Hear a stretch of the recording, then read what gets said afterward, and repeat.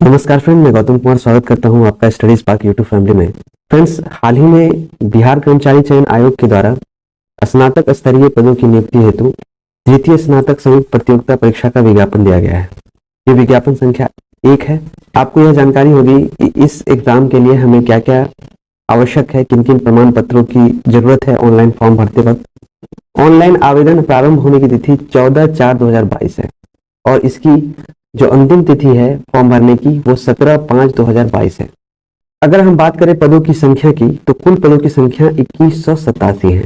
Okay, और उसका ये ब्रेकअप दिया गया है, जिनमें से जो पहले रैंक पे है सचिवालय सहायक लेवल 7 का पोस्ट होता है और यह इसके लिए जो न्यूनतम शैक्षणिक योग्यता है वो स्नातक है।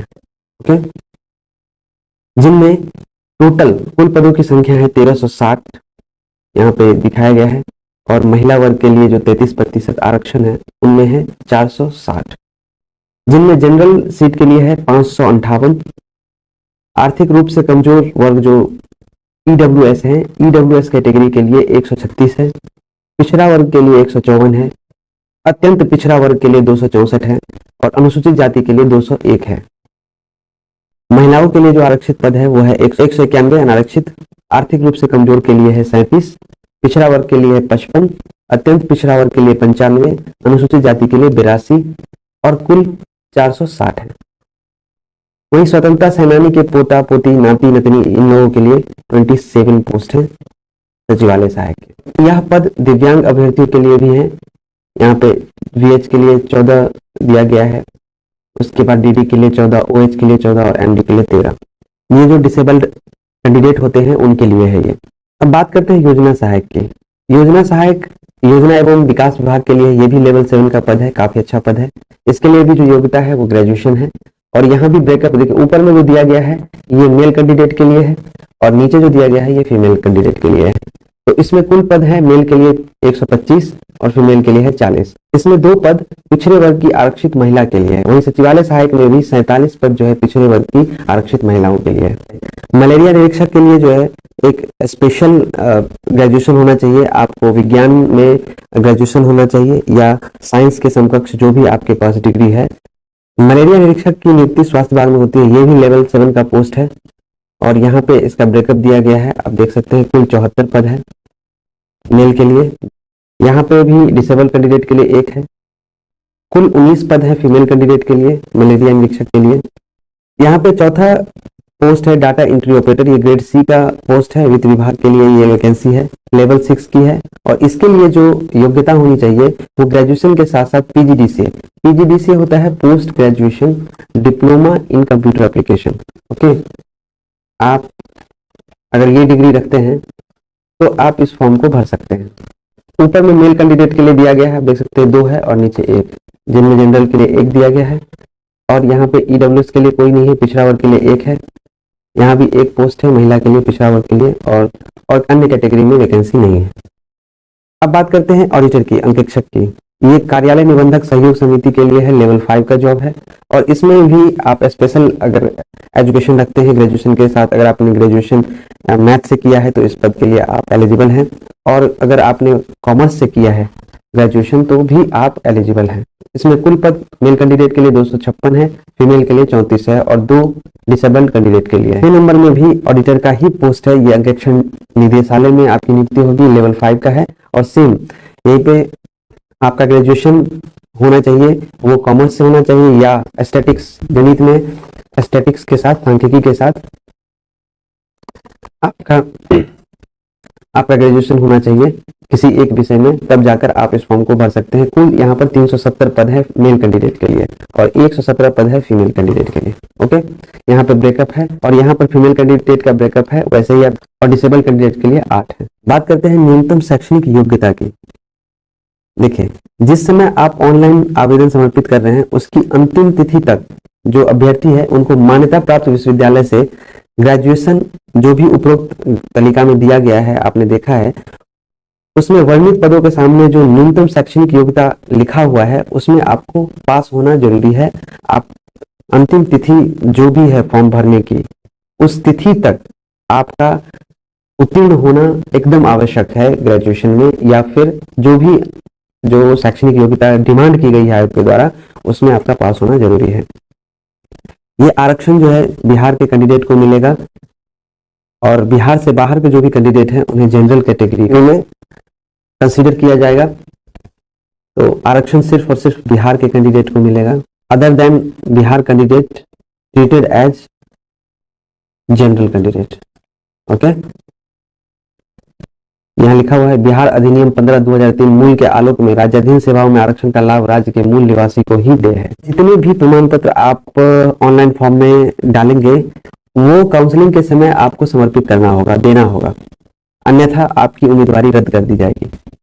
सबसे इंपॉर्टेंट, जो अगर आप ओबीसी कैंडिडेट है तो आपका जो क्रीमी लेयर रहित प्रमाण पत्र है, 1 वर्ष से अधिक पुराना जब होगा आपका सर्टिफिकेट, क्रीमी लेयर रहित प्रमाण पत्र, तो काउंसलिंग के समय 1 वर्ष से पुराने जो भी हैं आपके सर्टिफिकेट, उसके लिए एक ये जो फॉर्म है आपका सेल्फ डिक्लेरेशन का, वो भरकर देना पड़ेगा, है ना।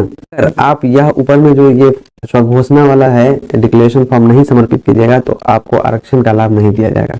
आरक्षण का जो दावा करने वाली विवाहित महिलाएं हैं, ये इंपॉर्टेंट है, याद रखिए। आरक्षण की दावा करने वाली विवाहित महिलाओं का जाति क्रीमी लेयर रहित प्रमाण पत्र उनके पिता के नाम एवं पता से निर्गत होना चाहिए, न कि उनके पति के नाम से। तो अगर आपने पति के नाम से निर्गत करवा रखा है तो इसको इमीडिएट आप चेंज करवाइए, अपने पिता के नाम से बनवाइए, अन्यथा आपको आरक्षण का लाभ नहीं मिलेगा। एक और इम्पोर्टेंट है, अभ्यर्थी द्वारा प्रारंभिक परीक्षा के लिए ऑनलाइन आवेदन करते समय किए गए दावे के अनुसार सभी प्रमाण पत्रों का प्रमाण पत्रवार नंबर, तिथि एवं निर्गत करने वाले सक्षम प्राधिकार का पद नाम ऑनलाइन आवेदन में अंकित किया जाना अनिवार्य है। मुख्य परीक्षा के आवेदन में यही विवरण अंकित रहेंगे। काउंसलिंग या डॉक्यूमेंट वेरिफिकेशन के समय ऑनलाइन आवेदन में अंकित प्रमाण पत्रों को ही मूल में प्रस्तुत करना अनिवार्य है। आपने ऑनलाइन आवेदन में अपना प्रमाण पत्र दिया है, जो नंबर दिया है, उसे ही काउंसलिंग के समय में आपको देना होगा। और जितना भी आपका वांछित प्रमाण पत्र है जो मांगा गया है आयोग के द्वारा, वो परीक्षा के लिए ऑनलाइन आवेदन समर्पित करने की अंतिम तिथि तक का निर्गत होना आवश्यक है। तो जो डेट इन्होंने रखा है, टाइमलाइन जो रखा है अंतिम तिथि का, उसके अंतर्गत आपका जितना भी प्रमाण पत्र है वो निर्गत होना चाहिए, अगर अन्यथा आपको इसका लाभ नहीं मिलेगा, आपकी उम्मीदवारी रद्द कर दी जाएगी।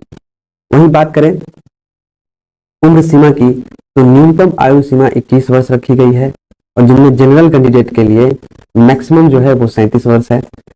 अनारक्षित महिला जो फीमेल कैंडिडेट है उनके लिए 40 रखा गया है। मेल कैंडिडेट के लिए 37 है, याद रखिएगा, और जनरल फीमेल कैंडिडेट के लिए 40 है। वहीं पे पिछड़ा वर्ग पुरुष महिला के लिए 40 वर्ष है, और अनुसूचित जाति अनुसूचित जनजाति पुरुष महिला के लिए 42 वर्ष है। ऐसे सरकारी सेवक जो बिहार सरकार में हैं और नियमित रूप से सरकारी सेवा में हैं, 3 वर्षों की निरंतर सेवा पूर्ण कर चुके हैं, तो उन्हें हायर वेतनमान में, हायर ग्रेड में जाने के लिए अधिकतम आयु की सीमा 5 वर्ष तक की छूट दी जाएगी। मतलब अगर आप जनरल कैंडिडेट हैं और आपकी उम्र 37 है, अगर आप 3 साल पूरा कर चुके हैं बिहार सरकार में, तो आपको 5 साल एडिशनल मिलेगा, मतलब आपको 42 साल तक आप फॉर्म भर सकते हैं। इसी तरह से सभी कैटेगरी में 5-5 वर्ष जोड़ लीजिएगा। ओके, तो जितना निर्धारित है, मानिए यहाँ पे इन्होंने इनके लिए 37 रखा है तो इनको 42 मिलेगा, इनको 40 रखा है तो इनको 45 मिलेगा, है ना। अगर इनको इन्होंने कितना रखा है 40, तो इनको भी 45 मिलेगा। इनको 42 दिया है तो 5 वर्ष ऐड करने के बाद इनको 47 वर्ष तक ये भर सकते हैं। और जो आयु में छूट की दावा कर रहे हैं, तो उन्हें अपने जो कॉम्पिटेंट अथॉरिटी है उनसे एक प्रमाण पत्र काउंसलिंग के समय जमा करना होगा। उनके द्वारा जो निर्गत प्रमाण पत्र है वो काउंसलिंग के समय जमा करना होगा, और उसमें स्पष्ट रूप से लिखा होना चाहिए कि अभ्यर्थी बिहार सरकार में निरंतर 3 वर्षों की सेवा पूर्ण कर चुके हैं। तो ये जो 3 वर्ष की सेवा की गणना है आवेदन भरने की अंतिम तिथि के आधार पर की जाएगी। कि स्टडी स्पार्क भी बीएसएससी सीरियल 3 की तैयारी करवा रही है। स्टडी स्पार्क का अपना ऐप है, वीडियो की डिस्क्रिप्शन में लिंक दिया हुआ है, आप ऐप डाउनलोड कर सकते हैं हमारा स्टडी स्पार्क के नाम से, गूगल प्ले स्टोर से डाउनलोड कर लीजिए।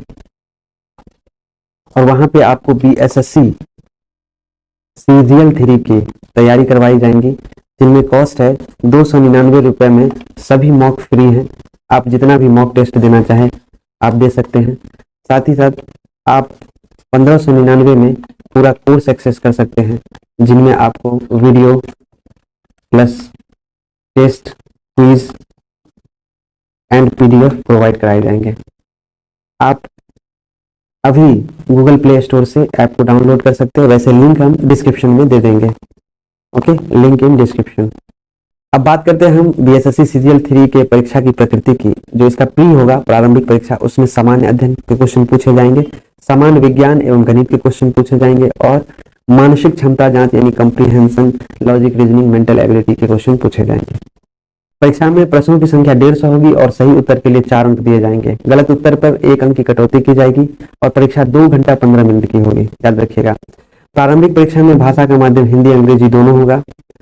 अगर उसमें भिन्नता पाई जाएगी तो अंग्रेजी के प्रश्नों को मान्य किया जाएगा, उन्हीं के प्रश्नों को माना जाएगा। आप परीक्षा में अपने साथ 3 पुस्तक ले जा सकते हैं, प्रत्येक खंड के लिए 1 पुस्तक। जैसे कि सामान्य अध्ययन खंड के लिए 1 पुस्तक ले जा सकते हैं, गणित के लिए 1 पुस्तक, सामान्य विज्ञान के लिए 1 पुस्तक ले जा सकते हैं। और ये पुस्तक जो होनी चाहिए एनसीईआरटी, बीएसईबी और आईसीएसई बोर्ड के द्वारा टेक्स्ट बुक ही होनी चाहिए। ये नहीं कि आप लूसेंट उठा के चले जाइएगा, ठीक है, तो फिर हो जाएगा, आपको बाहर कर देगा। गाइड पुस्तक, फोटोकॉपी, हस्तलिखित कागजात, नोट्स, इलेक्ट्रॉनिक उपकरण आदि परीक्षा भवन में नहीं ले जा सकते, सिर्फ टेक्स्ट बुक ही ले जाना। यहाँ पर सिलेबस दिया हुआ है कि समान अध्ययन में क्या क्या पूछे जाएंगे। इसमें जो है आपसे एनवायरनमेंट, आसपास के एनवायरनमेंट के बारे में पूछा जाएगा, समाज में उनके उपयोग के बारे में जाना जाएगा, दिन प्रतिदिन की घटनाओं के बारे में पूछी जाएंगी, वैज्ञानिक दृष्टिकोण के मामलों में जो ऐसे प्रश्न शामिल किए जाएंगे, शिक्षित व्यक्ति से जो अपेक्षा की जाती है वो पूछा जाएगा, बिहार, भारत और इसके पड़ोसी देश के संबंध के रूप में पूछा जाएगा। ओके, यानी जनरल स्टडीज के क्वेश्चन होंगे इनमें। समसामयिक में आपको करंट अफेयर्स पढ़ लेना है, करंट अफेयर्स से रहेंगे क्वेश्चन, यहाँ लिखा हुआ है। भारत और पड़ोसी देश जो हमारा इंटरनेशनल संबंध है उससे पूछा जाएगा। सामान्य विज्ञान और गणित मैट्रिक स्तर के होंगे। सामान्य विज्ञान में भौतिक शास्त्र, रसायन शास्त्र, जीव विज्ञान, भूगोल इत्यादि पूछे जाएंगे। गणित में संख्या पद्धति से क्वेश्चन होंगे, पूर्ण संख्या, दशमलव, भिन्न संख्या, ये सब भी मैट्रिक स्तर के ही होंगे। अनुपात, समानुपात, औसत, ब्याज एवं लाभ। मानसिक क्षमता की बात करें तो यहाँ पर रीजनिंग के क्वेश्चन होंगे। आप एग्जाम दे रहे हैं, आपको पता होगा। और क्वालिफाइंग मार्क्स जो है सामान्य वर्ग के लिए मिनिमम 40% है, पिछड़ा वर्ग के लिए 36.5.0, अत्यंत पिछड़ा 34, अनुसूचित जाति जनजाति के लिए 32, महिला सभी वर्ग 32%, दिव्यांग 32%। आवेदन ऑनलाइन भरने की तिथि प्रारंभ जो है 14/4 से है और 17/5/22 को अंत कर जाएगा। अंतिम तिथि है ये, इससे पहले भर दीजिएगा आप लोग। वेबसाइट है यहाँ पे bssc.bihar.government.in पर फॉर्म भरना है आपको। और याद रखिए आपका जो नाम होना चाहिए वो आपके सर्टिफिकेट में, जो मैट्रिक या उसके समकक्ष का जो प्रमाण पत्र है, अंक पत्र है, उसके अनुसार होना चाहिए। जन्म तिथि, माता का नाम, पिता का नाम, मैट्रिक में जो आपका नाम है वो सब। और पूरी सावधानी से आपको फॉर्म भरना है और कहीं भी जल्दबाजी नहीं करनी है, क्योंकि ये बहुत दिनों बाद वैकेंसी आई है, काफी इंपॉर्टेंट है, इसमें जी जान से आपको मेहनत करना है। फ्रेंड्स, मैं फिर से बोल देता हूँ, हमारा वेबसाइट भी है studyspark.in, studyspark.in का वेबसाइट है, आप इसे विजिट कर सकते हैं। Visit our website. आपको परीक्षा की तैयारी के लिए काफी मदद मिलेंगी। आप गूगल प्ले स्टोर से हमारा ऐप डाउनलोड कर सकते हैं और ऐप का नाम है स्टडी स्पार्क। Thank you.